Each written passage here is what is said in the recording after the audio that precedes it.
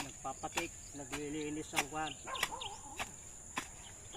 Summer ngayon kaya matigas.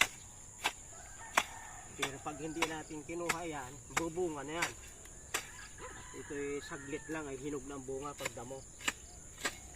Kaya kahit summer, mainit, matigas, tuloy ang trabaho ng mga maglulupa, mga magbubukid. Mahalaga may matalas kayong patik.